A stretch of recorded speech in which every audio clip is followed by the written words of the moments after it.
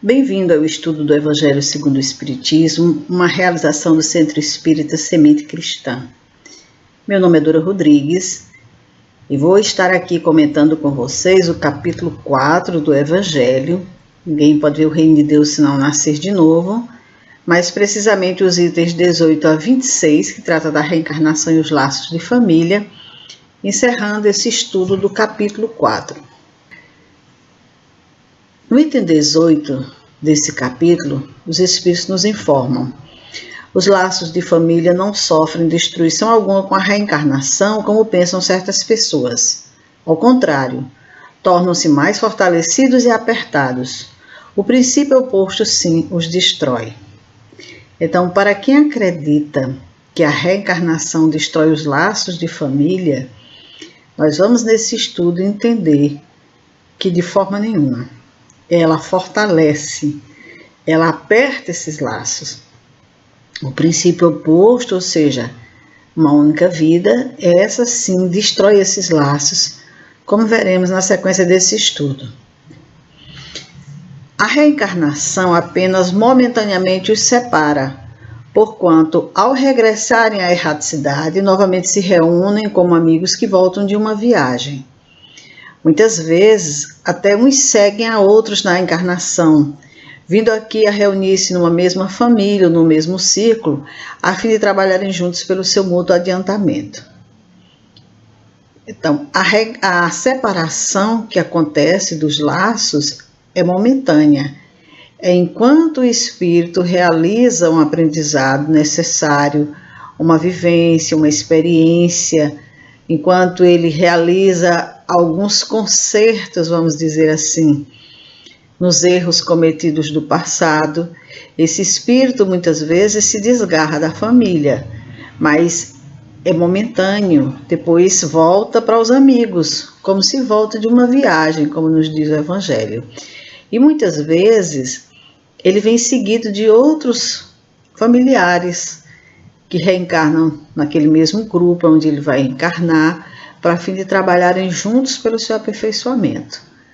Então, um vem, reencarna num grupo e em seguida vem outro também ligado a ele, desses laços de afetividade, para juntos realizarem aquela tarefa. Se uns encarnam e outros não, nem por isso deixam de estar unidos pelo pensamento. Os que se conservam livres velam pelos que se acham em cativeiro. Os mais adiantados se esforçam por fazer que os retardatários progridam. Após cada existência, todos têm avançado um passo na senda do aperfeiçoamento.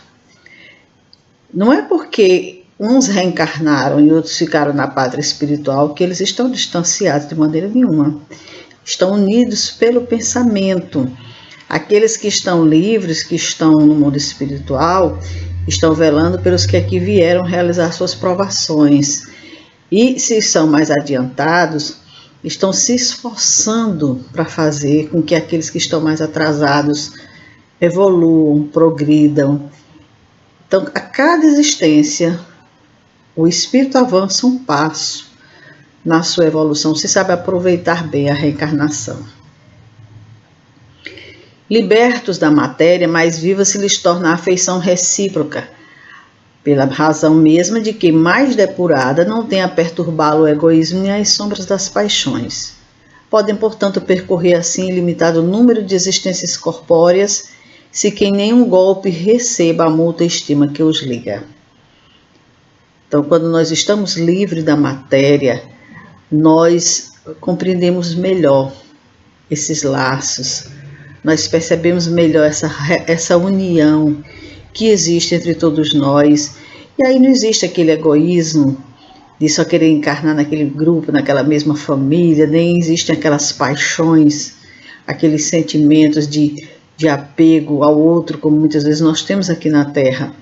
O espírito pode reencarnar milhares de vezes, realizar as experiências que realizar, mas aquela estima que ele mantém com os seus familiares permanece indefinidamente. Está bem visto que aqui se trata de afeição real, de alma a alma, única que sobrevive à destruição do corpo. Porquanto os seres que nesse mundo se unem apenas pelos sentidos, nenhum motivo têm para se procurarem no mundo dos espíritos. Então a espiritualidade deixa claro que essa afeição que vai unir os seres através dos processos reencarnatórios, mesmo que o espírito precise vivenciar a experiência fora do núcleo familiar, ele sempre vai voltar para aquele núcleo. Isso no caso das afeições reais, de alma para alma. Porque se for apenas pelos sentidos, não tem nenhum motivo. Como muitas famílias não têm esses laços de afetividade aqui, por que teriam depois no mundo espiritual? Depois que regressasse à pátria espiritual. Duráveis somente o são as afeições espirituais. As de natureza carnal se extinguem com a causa que lhes deu origem. Ora, semelhante causa não subsiste no mundo dos espíritos, enquanto a alma existe sempre. Então, no que concerne às pessoas que se unem exclusivamente por motivo de interesse, em nada realmente são umas para as outras. A morte as separa na terra e no céu. Se os interesses e as afeições são de natureza carnal, essa natureza carnal não persiste no mundo dos espíritos. Então já cessa a causa aqui na terra mesmo. Como muitos vínculos que começam em função dessa natureza carnal e que depois perde o sentido, e aqui mesmo os laços se desfazem. Então esses laços com certeza não terão continuidade no mundo espiritual. Esses espíritos não vão se buscar, não existe afeição mútua, de maneira nenhuma. Também quando as relações se dão por interesses materiais. Essa condição também não persiste no mundo espiritual. O interesse material lá não prevalece. Então, com certeza, esses espíritos não irão buscar. Não existe laços afetivos. E não é a reencarnação quem corta esses laços. De maneira nenhuma. É o próprio ser que não os constrói aqui, enquanto na matéria. Então, esses laços não têm como se perpetuarem na espiritualidade. A união e a afeição que existem entre pessoas parentes são o índice da simpatia anterior que as aproximou. Daí vem que, falando-se de alguém cujo caráter, gostos e pendores nenhuma semelhança apresentam com seus parentes mais próximos, se costuma dizer que ela não é da família. Então, quando nós vemos essas famílias muito unidas, muito afinizadas, com aqueles laços de simpatia, a gente entende que ali está uma família pelos laços espirituais. Mas ao mesmo tempo em que nós vemos parentes que, embora próximos, não combinam, não tem laços de afetividade, de sentimentos de fraternidade entre eles e tudo, é como se dissesse que aquela pessoa não é da família. Muitas vezes a própria pessoa se reconhece, como já ouvi muitas pessoas dizerem: eu não me sinto parte dessa família, eu não tenho prazer de estar com ela. Às vezes se identifica muito mais com a família de um amigo, com outro lar. Chega a dizer que lá se sente em casa e desejava, inclusive, que ali fosse o seu lar. Pode acontecer que realmente aquele espírito, por alguma necessidade, não tenha reencarnado naquele lar, e sim em outro, para realizar algum aprendizado, alguma experiência, não se sinta parte desse lar. Mas em contato com esses amigos, com esses laços que ele mantém espirituais que momentaneamente estão afastados, ao contato com eles, ele se sinta parte da família, se sinta no meio afetivo. Dizendo-se isso, anuncia-se uma verdade mais profunda do que se supõe, diz o Evangelho. Deus permite que nas famílias ocorram essas encarnações de espíritos antipáticos ou estranhos, com o duplo objetivo de servir de prova para uns e para outros de meio de progresso. Assim, os maus se melhoram pouco a pouco ao contato dos bons e por efeito dos cuidados que se lhes dispensam. O caráter deles se abranda, seus costumes se apuram, as antipatias se esvaem. Então é uma verdade que se enuncia quando a gente percebe que aquele ser é como que fosse um ser estranho na família. E isso acontece, como nos diz o Evangelho, porque Deus permite que aconteça esse tipo de encarnação. que espíritos antipáticos e estranhos reencarnem num determinado ambiente para realizar algum aprendizado, alguma prova. Esse espírito precisa se recompor com aquele grupo de alguma forma, e muitas vezes ele não se identifica com aquele grupo justamente em função dos processos passados. Ou aquela família também não se sente bem com a presença dele, em função dos processos vivenciados no passado que a família não lembra, mas que os espíritos sentem nas suas vibrações essa rejeição. Aqueles seres estão ali para um aprendizado, para uma oportunidade de progresso, aonde irão se reencontrar. E com o tempo, com a convivência, muitas vezes a situação ameniza, eles vão se afinizando e as antipatias vão deixando de acontecer. E aí o progresso passa a ser realizado entre aquelas pessoas. Então o temor de que a parentela aumente indefinidamente em consequência da reencarnação é de fruto egoístico. Prova naquele que o sente falta de amor bastante amplo para abranger grande número de pessoas. Um pai que tem muitos filhos ama-os menos do que amaria a um deles se fosse único. Mas tranquilizem-se os egoístas, não há fundamento para semelhante temor. Então os espíritos nos dizem que esse temor de que a parentela aumente indefinidamente por conta da reencarnação tem um fundo egoístico nisso.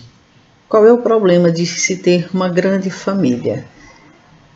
Nós que vivemos hoje é muito raro, mas no passado recente, as famílias eram constituídas por muitos filhos, 10, 12, 15 filhos. E em muitas o clima era de muita amizade, de muita felicidade. Aqueles espíritos sempre estavam ali juntos, se confraternizando, se apoiando, se auxiliando. Então não existe nenhum problema quanto a essa situação. Não é porque a família é grande que vai faltar amor. O amor se multiplica de tal forma que cada um que chega tem a sua cota de amor distribuída pela família.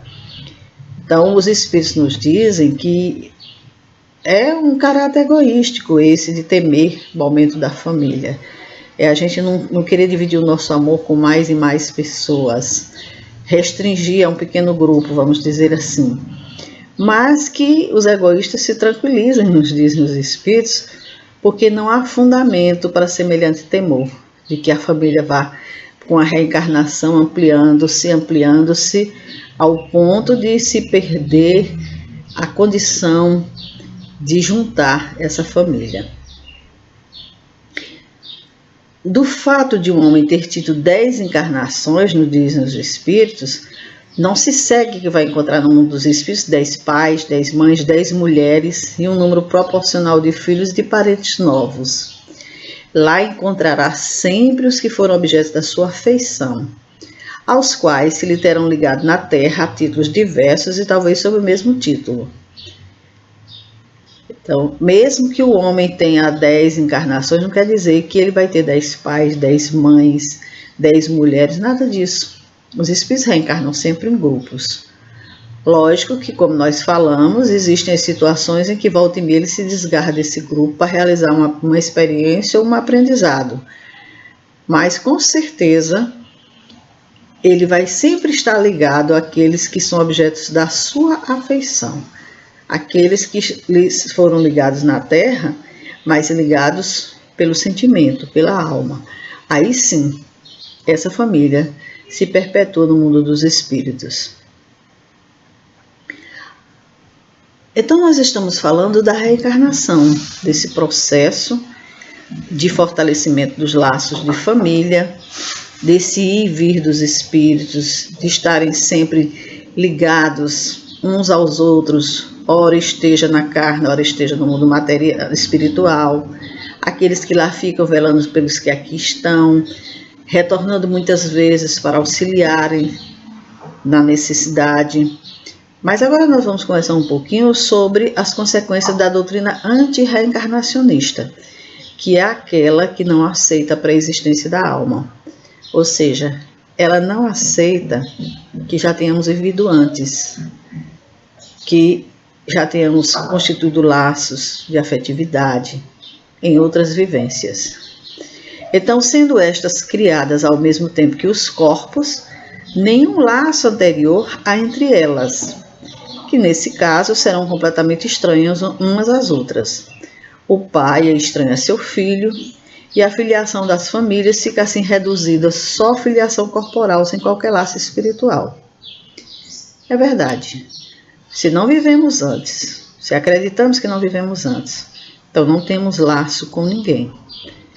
Se a vida se dá a partir do nascimento que ocorre nesse momento, então os nossos laços são só corporais. Através daquele corpo a gente vive aquela convivência, terminou aquele período, retornamos ao mundo espiritual, não tem continuidade de vida, então não tem também essa perpetuidade dos laços. Os laços aí com certeza se rompem. Não há então motivo algum para quem quer que seja glorificar-se de haver tido por antepassados tais ou tais personagens ilustres.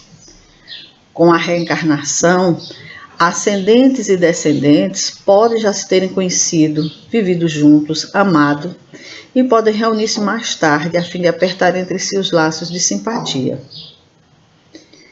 Então, se nós só temos uma única vida, por que a gente vai se arvorar aqui de se glorificar por ter antepassados, pessoas ilustres? Nós não temos nenhum laço com eles.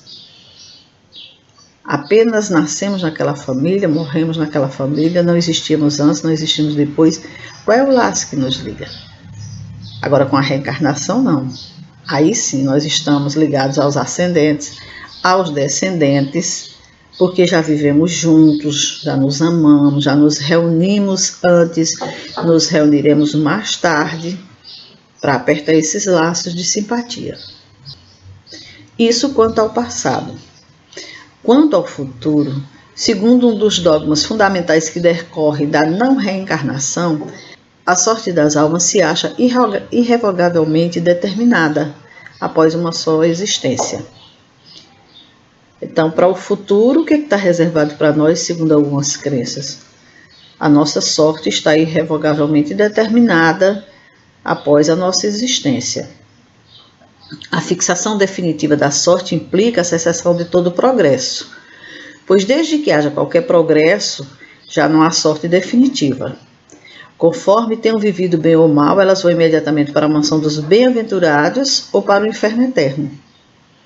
Então, se nós estamos com a sorte fixada definitivamente, não tem outra solução, não tem como a gente evoluir, não tem como a gente progredir, não tem como a gente se melhorar, de jeito nenhum. Ficam assim imediatamente para sempre separadas e sem esperança de tornarem a juntar-se, de forma que pais, mães, filhos, maridos e mulheres, irmãos, irmãs e amigos jamais podem estar certos de se verem novamente. É a ruptura absoluta dos laços de família. Se a sorte está irrevogavelmente definida, nós não temos de forma nenhuma como nos juntarmos aos nossos familiares. A partir do momento em que desencarnamos, cada um segue o seu destino de acordo com a vivência que teve na Terra, segundo essa sorte fixada. E creio que deva-se isso ao desespero das famílias quando desencarnam os seus familiares, porque julgam que nunca mais vão se encontrar. Com a reencarnação e progresso a que dá lugar, todos os que se amaram tornam a encontrar-se na terra e no espaço, e juntos gravitam para Deus. Se alguns fraquejam no caminho, esses retardam seu adiantamente a sua felicidade, mas não há para eles perda de toda esperança. Então, com a reencarnação, todos os que se amam, todos os que se afinizam, voltam a se encontrar na Terra, numa outra reencarnação, voltam a se encontrar no mundo espiritual, quando retornam à pátria espiritual. E se alguns avançaram na marcha e outros se atrasaram, muitas vezes aqueles que avançaram retornam para auxiliar aquele que está atrasado, para ajudá-lo, porque quer que ele continue junto com eles. É diferente da sorte fixada, aonde quem vai para o paraíso nada pode fazer por aquele que foi para o inferno.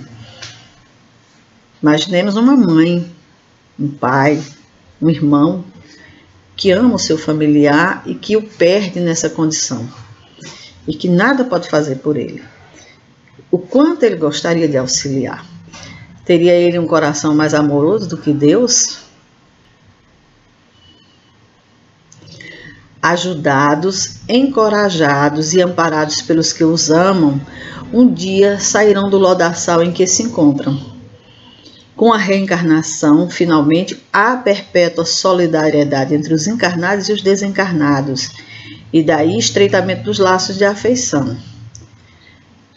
Então, o laço de afeição é justamente esse, daquele que se preocupa, daquele que busca auxiliar, daquele que está lado a lado na dificuldade do outro, como muitas vezes aqui na Terra já se processa dessa forma. Então, no mundo espiritual, com a reencarnação, com esta lei bendita que Deus colocou ao nosso dispor, nós vamos perpetuar esses laços, nós vamos estar em constante solidariedade com os nossos irmãos, tentando amparar, tentando auxiliar para que eles saiam do lodaçal em que se enterraram, em que se enterraram. Em resumo, nos diz o Evangelho, 4 alternativas se apresentam ao homem para o seu futuro de além-túmulo. Primeiro, o nada, de acordo com a doutrina materialista. Ou seja, morreu, acabou. Nada mais daquele ser existe. O segundo é a absorção no todo universal, de acordo com a doutrina panteísta, que diz que ao desencarnar, ao morrer, tudo que faz parte, que constitui o nosso ser, é absorvido no todo universal. Então, tudo se dispersa, tudo volta à fonte de onde veio. A terceira, a individualidade com fixação definitiva da sorte, segundo a doutrina da Igreja, que é aquela crença de que os bons vão para o paraíso, os maus vão para o inferno. E a quarta, que é a individualidade com progressão indefinida, conforme a doutrina espírita, que é a doutrina reencarnacionista, que nos possibilita, após o nosso desencarne, permanecermos com a nossa individualidade, com os nossos pensamentos, com os nossos sentimentos, com a nossa vida, apenas sendo retirado de nós aquela roupagem, mas o espírito prossegue no mundo espiritual o senhor de si mesmo. Segundo as duas primeiras, ou seja, o nada ou a absorção no todo universal, os laços de família se rompem por ocasião da morte e nenhuma esperança resta às almas de se reencontrarem futuramente. Claro, se morreu, acabou, ou se foram dispersos os elementos e voltada ao todo, não há como se encontrarem futuramente. Com a terceira, há a possibilidade de se tornarem a ver, desde que sigam para a mesma região, que tanto pode ser o inferno como o paraíso. Então, quando é que vai se ver nessa possibilidade? Se trilhou o caminho do bem, vai estar lá no paraíso junto com aquele que trilhou. Se não trilhou, vai para o inferno, vai estar junto com aqueles. E aí acontece o rompimento dos laços. Porque nós sabemos que muitos dos nossos irmãos não conseguem trilhar a estrada do bem como deveriam, com a rapidez que deveriam. E muitas vezes se atrasam. Então, com essa sorte fixada, não tem esperança, não. Não tem como se encaminhar, se conduzir junto aos seus familiares queridos. Com a pluralidade da existência, ou seja, com a reencarnação, inseparável da progressão gradativa, há a certeza da continuidade das relações entre os que se amaram. E é isso que constitui a verdadeira família. Então, a reencarnação nos dá a certeza de que nós estaremos, sim, progredindo a certeza de que os nossos laços familiares nos aguardam no mundo espiritual, que os que aqui ficaram estão velando por nós que fomos, que um dia retornaremos a esse convívio. Então, é isso que constitui a verdadeira família. E o Espírito São Luís, uma mensagem ditada em Paris no ano de 1859, nos diz que a passagem dos espíritos pela vida corporal é necessária para que eles possam cumprir, por meio de uma ação material, os desígnios cuja execução Deus lhes confia. Todos nós, os espíritos, precisamos dessa vida corporal para que a gente possa cumprir por meio de ação material, ou seja, na própria matéria, na vivência aqui das experiências, a gente cumprir esses desígnios que foram nos dados por Deus. É necessária a bem deles, visto que a atividade que são obrigados a exercer lhes auxilia o desenvolvimento da inteligência. Sendo soberanamente justo, Deus tem de distribuir tudo igualmente por todos os seus filhos. Assim é que se estabeleceu para todos o mesmo ponto de partida, a mesma aptidão, as mesmas obrigações a cumprir e a mesma liberdade de proceder. Então, todos nós precisamos desses processos, dessas vivências, para desenvolver a nossa inteligência, o que não dá para ser realizado numa só reencarnação. E Deus seria injusto de dar uma única vida para os seus filhos, para que uns tivessem tanto conhecimento, que muitas vezes aportam aqui já com esses conhecimentos, outros que passam a vivência inteira sem oportunidade de aprendizado e tudo. Então, haveria uma injustiça, quando na realidade todos nós aqui estamos agraciados pela misericórdia divina para que todos os seus filhos tenhamos a mesma oportunidade. Qualquer privilégio seria uma preferência, uma injustiça, mas a encarnação para todos os espíritos é apenas um estado transitório. É uma tarefa que Deus lhes impõe quando iniciam a vida como primeira experiência do uso que farão do livre-arbítrio. Os que desempenham com zelo essa tarefa transpõem rapidamente e menos penosamente os primeiros degraus da iniciação e mais cedo gozam do fruto de seus labores. Então nos diz o Evangelho algo que nos conforta: não existe preferência, não existe injustiça na justiça divina. A encarnação é para todos os espíritos. Todos nós partimos de um mesmo ponto e estamos aqui para realizar, através do nosso livre-arbítrio, as experiências necessárias ao nosso aprendizado. E aqueles que desempenham com zelo, aqueles que se dedicam, que são disciplinados, esses com certeza avançam mais rapidamente os primeiros degraus da iniciação e com certeza colhem mais rápido os frutos de seus labores, como aqui na Terra também. Aquele aluno mais disciplinado, aquele aluno mais perseverante, passa de ano todo ano, enquanto que aquele que usa mal da liberdade retarda sua marcha, tal seja a obstinação que demonstre, e pode prolongar indefinidamente a necessidade da reencarnação. E aí que a reencarnação se torna um castigo.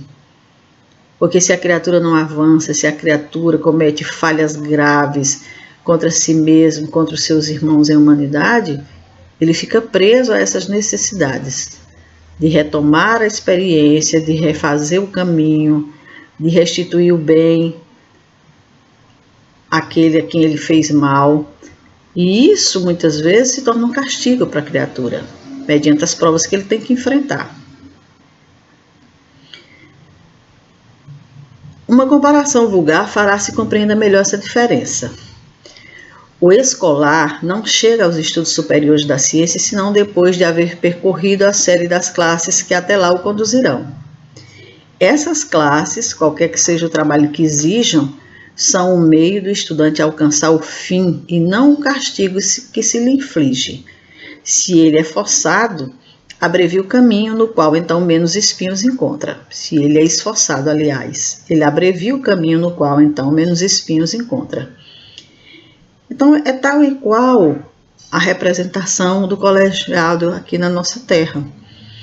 Nenhum ser consegue adquirir os conhecimentos sem passar pelas classes de estudo. Se nós pegarmos uma criança e levarmos para uma universidade, por melhor que essa universidade seja, essa criança não tem como absorver essas informações, porque ela não teve a base. Então ela precisa retornar degrau a degrau, experiência a experiência, estudo a estudo, para compreender os ensinamentos que aquela faculdade vai proporcionar. Da mesma forma somos nós aqui na Terra, no nosso processo reencarnatório. Nós precisamos vivenciar experiências, realizar aprendizados, para adquirirmos o conhecimento que muitos dos nossos irmãos estão manifestando nos dias de hoje. Não porque Deus seja melhor e tenha agraciado ele com um conhecimento maior, mas sim porque ele já vivenciou experiências, aproveitou muito bem, aprendeu muito, e como herdeiro de si mesmo, todos esses conhecimentos estão ali latentes, estão ali sendo utilizados. Outro tanto não sucede aquele a quem a negligência e a preguiça obrigam a passar duplamente por certas classes. Não é o trabalho da classe que constitui a punição. Esta se acha na obrigação de recomeçar o mesmo trabalho, assim como acontece com o homem na Terra. Aquele que, ao contrário, trabalha ativamente pelo seu progresso moral, além de abreviar o tempo da encarnação material, pode transpor de uma só vez os degraus intermédios que o separam dos mundos superiores.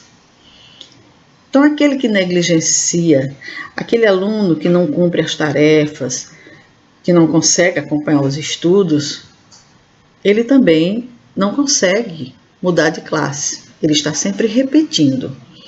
E não é o ensinamento que é a punição, não. A punição, muitas vezes, é a obrigação de recomeçar, de ter que voltar para aquela mesma série, até que realize o aprendizado necessário e se candidate a um estágio mais superior. Então, quem está na escola sabe que um aluno que bem aproveita, que passa de ano todos os anos, ele se capacita cada vez mais a novos degraus, a novas conquistas, porque ele está sempre atento ao seu processo evolutivo, à sua disciplina moral, ao seu trabalho. A encarnação, aliás, precisa ter um fim útil. Ora, qual seria o fim da encarnação das efêmeras crianças que morrem em tenra idade? Teriam sofrido sem proveito para si, nem para outra. Deus, cujas leis todas são soberanamente sábias, nada faz de inútil. Pela reencarnação no mesmo globo, quis ele que os mesmos espíritos, pondo-se novamente em contato, tivessem ensejo de reparar seus danos recíprocos. Creio que muitos de nós já temos nos perguntado, mediante a morte daqueles espíritos que não tiveram oportunidade de vivenciar muitos dias de experiência na Terra, morreram ainda na infância, horas depois de nascido, qual a utilidade disso? Por que esses espíritos vieram de uma maneira tão rápida, sem ter condições de experienciar, de vivenciar nada, nenhum progresso? Essa dúvida está presente nos questionamentos de muitas pessoas. Por que uns morrem cedo, outros morrem jovens, morrem idosos? Por que essa diferença de oportunidade? Tudo tem uma resposta. Nós vamos continuar o nosso estudo e ao longo desses estudos do Evangelho, se você nos acompanhar, nós teremos esses esclarecimentos. Então, por meio das suas relações anteriores, quis, além disso, estabelecer sobre base espiritual os laços de família e apoiar numa lei natural os princípios da solidariedade, da fraternidade e da igualdade. Então Deus constituiu os laços de família para que dentro desses laços se estabelecesse essa base espiritual, aonde naturalmente, pelos princípios de solidariedade, de fraternidade, de igualdade, nós vamos construindo essa família universal. A cada família que se constitui dentro dessas bases, que fortalece esses laços espirituais, quando ela no mundo espiritual, por necessidade diversa, sai daquele grupo e reencarna num outro, ela está também ampliando seus laços. Com certeza, esses laços vão constituindo as famílias universais, porque todos nós somos filhos de Deus. E Deus nos permite realizar essa dinâmica de vida, aonde nós vamos ali, conhecemos mais, ampliamos os nossos sentimentos, a nossa fraternidade, sempre mantendo aquele núcleo, aquela base de fortalecimento de amor, de afinidade, que nós trazemos já de longas datas, de longas eras. Então, esse é o processo reencarnatório dos laços de família que Deus nos permite vivenciar aqui na Terra. Essas experiências benditas em que nós estamos sempre em contato com os seres que amamos, estamos sempre buscando auxiliar aqueles que retardam a marcha ou sendo auxiliados por eles. Então, Deus nos permite que a reencarnação seja esse suporte para o espírito, para o progresso, para a evolução. Então, essa é a lei que a doutrina espírita nos traz, esclarecimentos. Não foi ela quem promoveu a reencarnação, como nós já vimos nos estudos anteriores, esse já é um conhecimento muito antigo, mas nós temos na doutrina espírita elementos de compreensão, porque os espíritos nos esclarecem através da codificação. Quem tiver interesse, nós temos aí o livro do Evangelho segundo o Espiritismo, o livro dos Espíritos, nós temos o livro Céu e Inferno, temos a obra completa da codificação, a Gênese, o livro dos Médiuns, todos eles com informações que nos esclarecem, que nos trazem a condição de entendimento acerca de quem somos, de onde viemos, para onde vamos, o que estamos fazendo aqui na Terra. E nós precisamos ter conhecimento dessas verdades, porque o conhecimento começa justamente por esse aspecto, saber quem somos. Espíritos eternos, trazemos vivências, porque muitas vezes nos questionamos sobre determinados sentimentos, determinadas tendências, que a gente não sabe de onde veio. Então a gente precisa se conhecer. Então fica aqui o nosso convite para que você possa continuar nos acompanhando. Na próxima sexta-feira nós estaremos iniciando o capítulo 5, Bem-aventurados os aflitos. Um capítulo longo, mas que traz inúmeros esclarecimentos sobre esses ensinamentos do Mestre Jesus, que se tornam inteligíveis para muitas pessoas. Como ser bem-aventurado na aflição? Se muitos morrem na aflição, onde fica essa bem-aventurança? Então vamos estudar no próximo capítulo. E eu aguardo vocês até lá. Muita paz.